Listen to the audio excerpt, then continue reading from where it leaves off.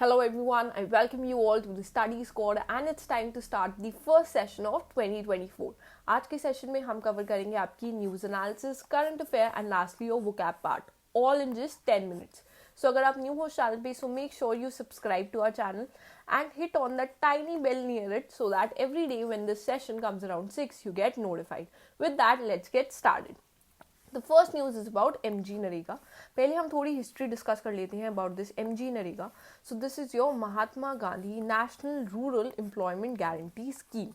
ये scheme launch हुई थी आपकी 2005 में by the ministry of rural development. This is the largest work guarantee programme in the world.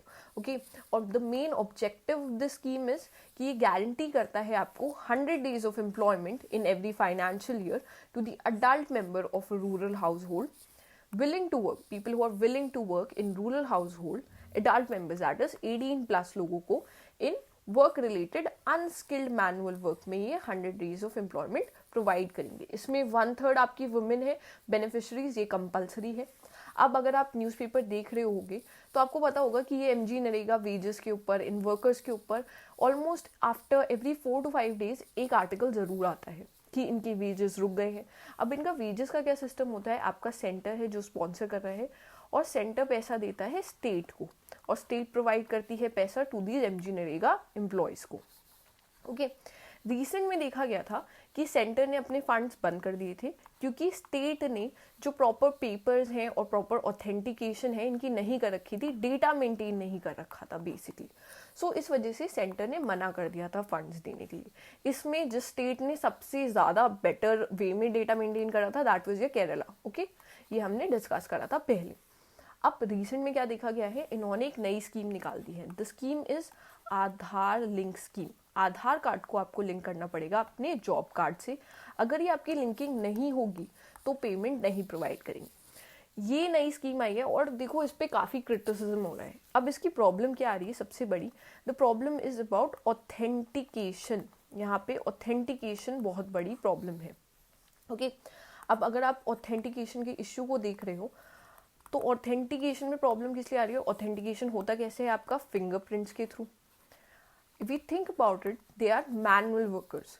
Manual workers हैं, इतना काम कर चुके हैं, उनके फिंगरप्रिंट्स तब इतने अच्छे नहीं होंगे. और आप गवर्नमेंट एग्जाम्स के लिए प्रिपेयर कर रहे हो, आपको पता हो कोई भी एग्जाम देने जाते हो वहाँ पे आपके फिंगरप्रिंट्स चेक होते हैं तो उनकी मशीन्स भी इतनी अच्छी नहीं रहती हैं. तो टेक में भी बहुत इशू रहता है उसमें भी. सो सोचो उनके फिंगरप्रिंट्स अब गैदर करना, सारी चीज़ें करना, that's very impossible. Okay, and that's very tough task.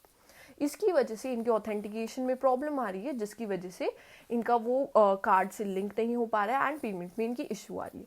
इसकी वजह से देखा गया है ऑलमोस्ट 34.8 लोग जो है उनके कार्ड कैंसिल कर दिए गए हैं.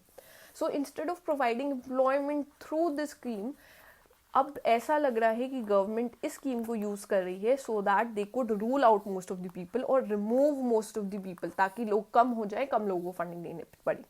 This is what is going on, this is what people are thinking. What your thinking is about it, आप comments में ज़रूर mention करना. I would be interested in knowing कि आप क्या सोचते हो about this new change. Moving forward, the next news is about the Houthi rebels. Houthi rebels पे हम बहुत बार डिस्कस कर चुके हैं. देखो Houthi rebels हैं आपकी जो यमन में रह रहे हैं. आपकी यमन में इन्होंने ऑक्यूपाई कर रखा है. मैप से देखते हैं, देखो this region, this sandy coloured region, ये सारा ये हाउथी रेबल्स ने कंट्रोल कर रखा है. ये है आपकी शिया मेजॉरिटी के लोग जो ईरान बैक कर रही है इस मिलिटेंट ऑर्गेनाइजेशन को. रिसेंट में जो इजराइल और गाजा में फाइट चल रही है उसमें जो हामास है, हामास को भी आपकी ईरान ही बैक करती है. ओके, सो बिकॉज गाजा में प्रॉब्लम हो रही है, बिकॉज ऑफ दैट ये जो हाउथी है ये भी काफ़ी ज़्यादा एक्टिव हो गए हैं और हाउथी ने डिसाइड किया था सबको ट्रबल करेंगे. रेड सी का एरिया है, गल्फ ऑफ ईडन है. Gulf of Eden is very important for you, जहाँ पे ऑयल शिप यार्ड्स होती हैं, ऑयल शिप्स यहाँ पे पास होती है. ठीक है, उनके लिए काफ़ी इंपॉर्टेंट है. तो इन्होंने उन लोगों पर अटैक करने स्टार्ट कर दिए थे. बेसिकली एरियल अटैक्स करने इन लोगों ने स्टार्ट कर दिए थे. एंड इसके लिए आपके USA ने एक ऑपरेशन लॉन्च किया था. The operation name was prosperity guardian. ये इनका ऑपरेशन का नेम था, इन्होंने एक ऑपरेशन ये स्टार्ट किया है, ठीक है। अब ऑपरेशन स्टार्ट हुआ है तो लॉसेस तो होंगी। सो देखा गया कि यूएस नेवी के helicopter sank 3 vessels of these Houthi rebels.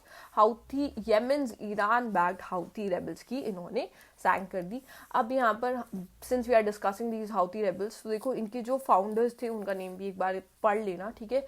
The name is Hussain al Houthi and his father's name was Badr al दिन अल हाउथी। इन्होंने ये स्टार्ट किया था this entire group in the early 1990s, okay. इस पे discuss कर रहे हैं। So we'll also discuss operation Rahat. ये ऑपरेशन इंडिया ने लॉन्च किया था। This was a massive air and sea operation.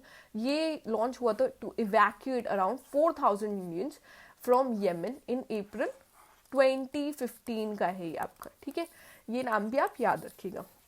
Next we move forward to the CA part, ठीक है। अब आपकी आ गई है 16 finance commission. So who is gonna head this finance commission? So ये हेड की जाएगी बाय अरविंद पन्यागरी, ठीक है। The name is important. यहाँ पर फाइनेंस कमीशन जो आती है, this is constituted by the president. President constitute करते हैं under the article 280। Article 280 important है, पॉलिटी का क्वेश्चन आ सकता है आपके यहाँ से, ठीक है। और ये जो आपकी कमीशन होती है, this basically gives recommendation on the distribution of tax revenues between the union and the states among themselves, okay. अब ये जो आपकी 16th वाली है, देखो ये ना रिव्यू करेगी आपकी existing arrangements on the financing of disaster management. ये इंपॉर्टेंट है, ठीक है। ये डिजास्टर मैनेजमेंट की जो इनिशिएटिव्स है उसके बारे में थोड़ा सा और रेकमेंड करेगी, स्टडी करेगी, कि रिव्यू देगी उन पे। नेक्स्ट आ जाता है the top goal scorer. The top goal scorer of the world इस ईयर के रहे हैं आपके Cristiano Ronaldo, okay. It's important. इन्होंने अपना 54th गोल अभी 2023 में किया था। Next we have the Democratic Republic of Congo. So यहाँ पे भी इलेक्शंस हुए हैं एंड फिर से री इलेक्ट हुए हैं इनके president. The name is Felix Tshisekedi. ये रही इनकी इमेज यहाँ पर। आपकी कॉन्गो है लार्जेस्ट कंट्री इन दी सब सहारन अफ्रीका। कैपिटल है इसकी Kinshasa. Kinshasa is the capital of Congo. Map में आप इसकी लोकेशन देख सकते हो। देखो ईस्ट पे है इंडियन ओशन और वेस्ट पे है इसकी अटलांटिक ओशन यहाँ पे। Next we have the word of the year. दो हमारे लिए जो वर्ड है वो तो मोए मोईरा है, बट अलग अलग जो आपकी डिक्शनरीज हैं वो अलग अलग वर्ड चूज करती हैं as the word of the year for 2023। So Collins dictionary जो है आपकी, उन्होंने चूज किया है AI, artificial intelligence, as their word of the year. उसके बाद में ऑक्सफोर्ड ने चूज किया था रिज, ये हम डिस्कस कर चुके थे। कैम्ब्रिज ने किया है हैलुसिनेट और मेरियम वेबस्टर ने किया है authentic. Then we have Macmillan dictionary, इन्होंने किया है choose survival mode. And lastly डिक्शनरी.com ने चूज किया है मेटावर्स। आपके लिए देखो कलिंस का, ऑक्सफोर्ड का और कैम्ब्रिज का, ये तीनों इंपॉर्टेंट है, ये वर्ड्स याद रखना, इस पे क्वेश्चन आ सकते हैं। Next we have the Amrit Bharat. हमने डिस्कस किया था this is the sleeper version of your Vande Bharat train, ठीक है। सो अभी न्यूली आपकी 2 अमृत भारत और 6 वंदे भारत एक्सप्रेसेस इनॉग्रेट की गई है, और इनॉग्रेट किया है हमारे पीएम ने, नरेंद्र मोदी जी ने, okay. First Vande Bharat express आपकी कब चली थी? 2019 में, फरवरी में चली थी। कहाँ से कहाँ तक? New Delhi, Kanpur, Allahabad and Varanasi, okay. इस पे क्वेश्चन आ चुका है आपके लिए 2019 वाले पे। अभी के जो अमृत भारत के रूट्स हैं वो यहाँ पर मेंशन है, पढ़ लेना एक बार आप, okay. Next we have NASA. So which celestial object is NASA planning to study? जो अप्रोच करेगा अर्थ के पास इन 2019 में आएगा। So this is your asteroid Apophis. Apophis asteroid है, उसे स्टडी करेगी नासा आपकी। नासा आपकी स्टैब्लिश हुई थी 1958 में। हेडक्वार्टर्स पता होगा आपको, वॉशिंगटन डीसी यूएस में है इसके। इसके लिए, इसे स्टडी करने के लिए, इस एस्ट्रॉइड को स्टडी करने के लिए नासा ने अपना spacecraft, that is the name of the spacecraft भी इंपॉर्टेंट हो जाता है, उसे रीडायरेक्ट किया है, okay. Next we'll move to the BAPS Hindu mandir, ठीक है। ये आपका फर्स्ट हिंदू टेम्पल है जो यूएई में बन रहा है, इनॉग्रेट करेंगे हमारे पीएम से, ओके। एंड इसकी लोकेशन है, it's in Abu Dhabi's Abu Mureikhah area, यहाँ पर है ये, ठीक है। वैसे मेनली आपके पास जो क्वेश्चन आएगा वो यूएई के बेसिस पे ही आएगी कि ये टेम्पल आपका कहाँ बना है। This is the first Hindu temple in UAE, name is also important.